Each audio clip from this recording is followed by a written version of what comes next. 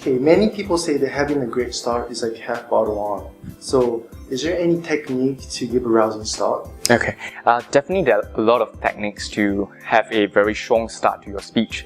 And a lot of times I advise my clients is not to start the way how everyone would start. You know how when you go to corporate presentations, the CXOs, the VIPs, the invited guests always start with the same usual, thank you for, Cisco for inviting me here today for this inauguration speech. It's a pleasure for me to be addressing all of you. It's been a wonderful morning. I was stuck on the road, I was driving here, and along the way I was thinking about what to say. I feel very nervous myself. Pardon me if I haven't prepared myself. You know what? The audience is not interested to listen to all of this. Instead, you could start with a variety of manners. One, you could start off with a question. For example, after the speaker, or rather the host, invites you on stage, you could say, how many of you here actually fear public speaking? And then, with that silence, you can segue into what you're going to say. Well, today, I'm going to address a very fundamental fear, public speaking. Who am I? Why I do this, for example, that could be one way. Or you can start off with something humorous. You could, for example, you could be addressing to a crowd of people who are in the logistics. And we know that people in the logistics, they pride themselves on timeliness. And you could say, when I was speaking to a couple of colleagues, they tell me that one of the biggest problems in XYZ company is actually about timeliness. You guys, you all want to knock off on 5:30 sharp, but you'll never get to knock off. And if that's an internal joke, people laugh, and they will laugh very volitionally because that's a laughing at themselves, self-deprecating. You could start off with also a reference. Reference is numbers.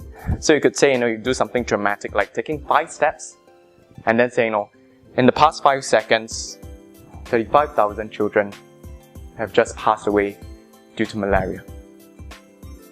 And this is the problem we want to address for this entire conference this evening.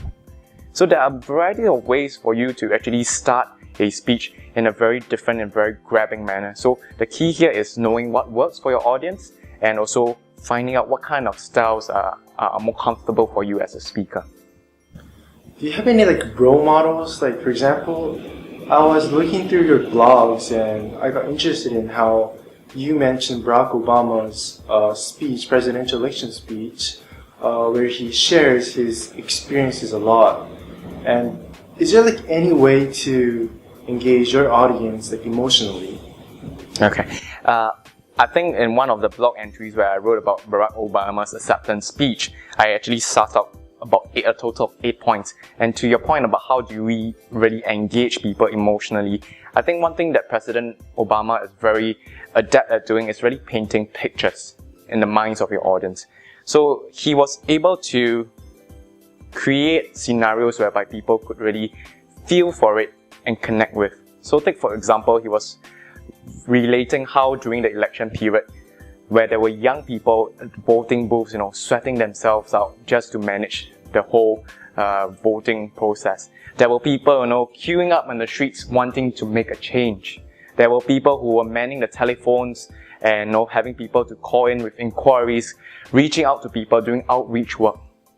And when he used this kind of scenarios and describe it in full play, that's where people could say, he's not talking about something that's high and lofty, but he's talking about something that's very ground-like, very relatable. And that's where you are able to actually connect with your audience very emotional, or at least on a very emotional level, because you feel as if how they are feeling. And if I'm a volunteer, I'll definitely feel very connected because this president, who's all the way probably the most powerful person in the United States and the world, is feeling and can empathize with how I'm feeling. So I think one of the very good techniques that President Obama uses is really vivid imagery, as long as alongside with very rich description of emotions and the pictures and common scenes that we see them every day, but we don't really put them into very beautiful words and descriptions. I believe that a lot of people will be thrust into the position of leaders where they have to face and give presentations to authority. And how did you overcome, the obstacles? And do you have any techniques? Yeah. So to look at the problem first, presenting to authority or people in authority, a lot of times they feel pressurized and unduly pressurized because they start to compare themselves to, say, a CEO or the founder of this huge startup, and then the comparison factor starts to sink in as a presenter. And then, the kind of conversations they will have is, who am I to actually present to them? What kind of value can I add to them? And what if I screwed up? So there's a lot of conversations within your head. And I think one of the more unorthodox methods that I use is I start to ask myself, how old is this person? 40, 50 years old. And what's the difference between me and him? And what's the difference? What is the difference as a function of? Is it a function of him being smarter than me? Being more capable than me? Or just the plain fact that he has lived in this world longer than me? And normally I resolve, at least I tell myself, the only reason why he's a CEO and I'm not yet a CEO is because he was born in this world 20 years ago. And had I been born 20 years ago, I have every belief that I can be as capable, if not more capable than him. So that really resolves, whatever objections, whether in terms of a one-to-one sales setting or a one-to-many crowd setting whereby I'm doing a presentation. And I think what works for my clients so far is really finding out exactly what are your fears, what are the kind of objections that come out in your mind, and then handling it one by one. Take for example, one of my clients had a huge issue in terms of presenting to people in authority because since young she was bullied by her dad. So she has this fear of any person who is male, who is very much in authority, very fearsome looking.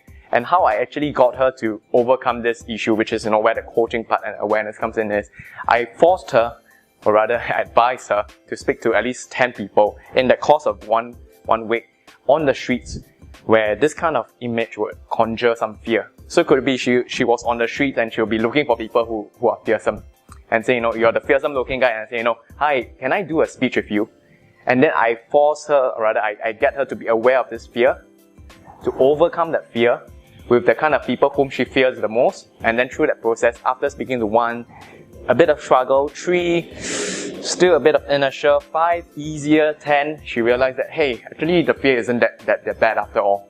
So for myself, when I work with my clients, it's always being aware of what kind of fears are they facing. And when they can pinpoint down, can diagnose the fear, that's where the handling of it becomes easier. So the end point is really to create a new reality about what you are stuck with previously. So if your fear is about authority and it's about male, fatherly, fearsome figures, so let's work around that, overcome those objections and really work with male, fatherly and fearsome figures. Get yourself on the street, do a one-to-one pitch or a spiel or a speech. And then once you overcome that, progressively it doesn't become a problem when you're addressing a huge crowd.